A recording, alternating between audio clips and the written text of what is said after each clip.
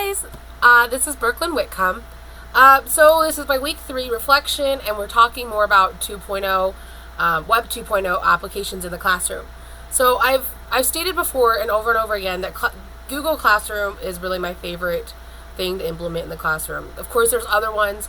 There's Khan Academy, TED Talks, iExcel, Epic, Hoopla. That's a great one. I just had a contest with all my classes. I'll tell more about that later. But I love Web 2.0 and Web 3.0 and Web 1.0. They all serve their purposes. I really kind of think it depends on what class you're in, as long as you have those set, firm boundaries.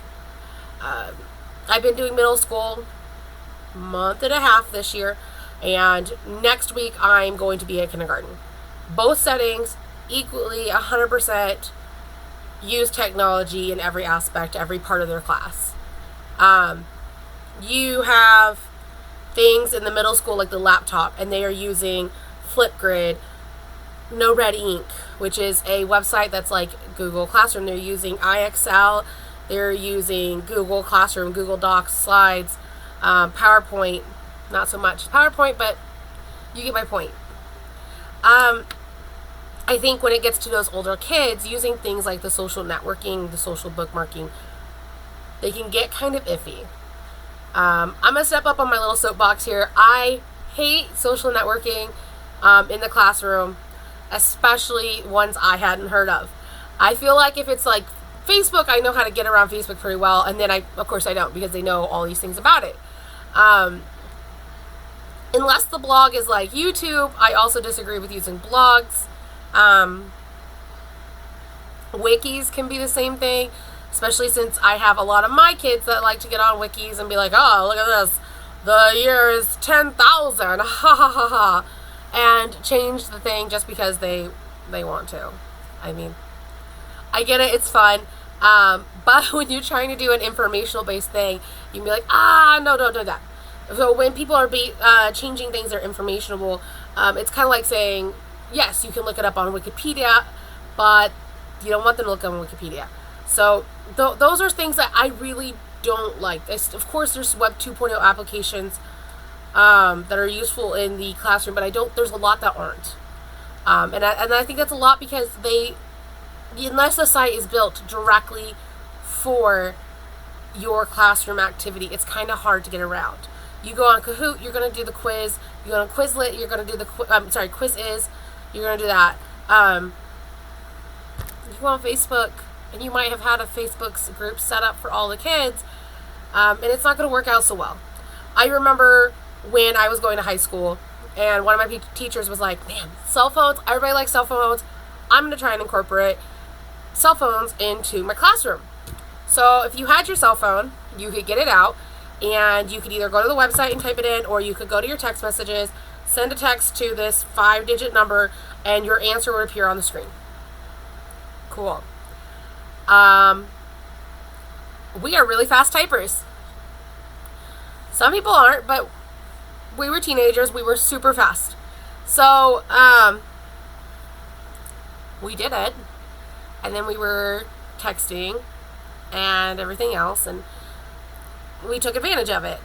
And that's really something that you have to think about when you go and make an assignment. If you go and make an assignment where they're posting YouTube videos, they are going to have access at home to YouTube videos that are blocked at the school. You go on Khan Academy, they're going to have access to the things on Khan Academy, period. Like, you have to be able to know that you are on a website that is specifically designed for nothing else but your educational tools. Obviously, group collaboration is really great. You can go on Google Docs and you can share a Google Doc with somebody and they can both type on it at the same time. That also gets into a problem.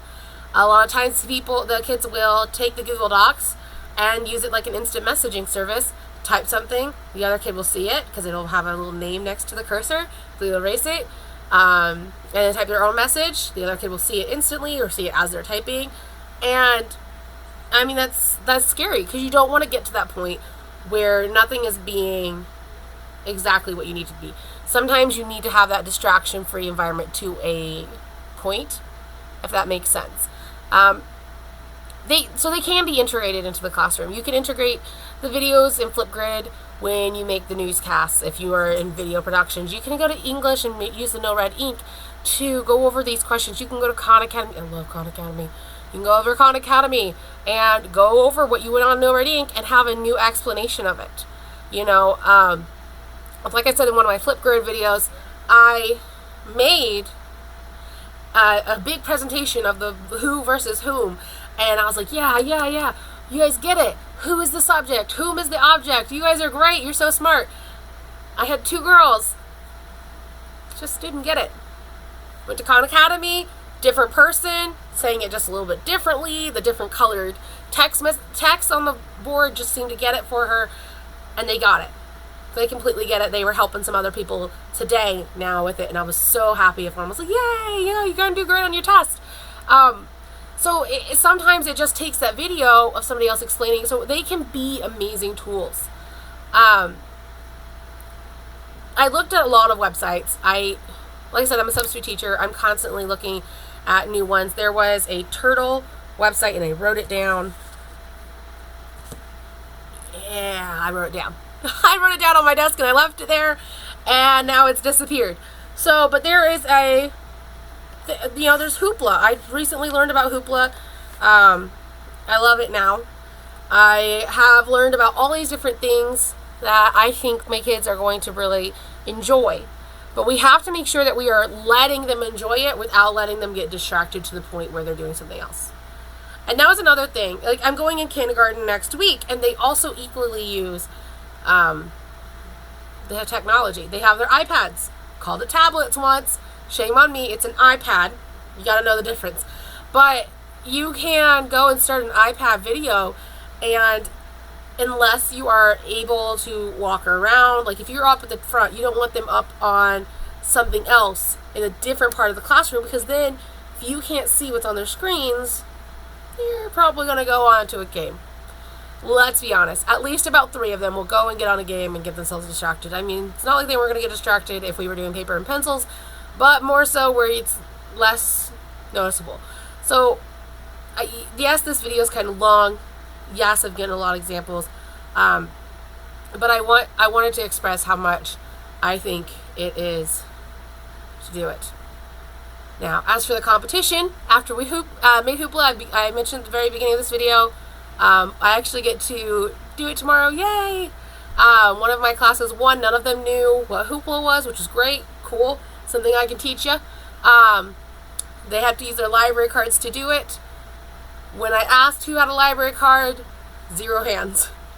0 hands for my middle schoolers. So I made a competition with the principal and counselor's permission, of course. And all of the classes, if you didn't want a library card, you could write no thanks on the paper and get a point. If you had a library card and brought it in, 2 points. If you your parent filled out the paperwork and I went and got your thing and you signed your card and had a new card, 2 points.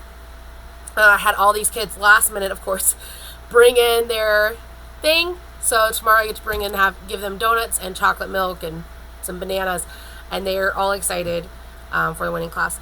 But thank you so much for listening to me. I really hope that these were new examples for Web 2.0. Again, things like XIXL, No Red Ink, Epic, Hoopla.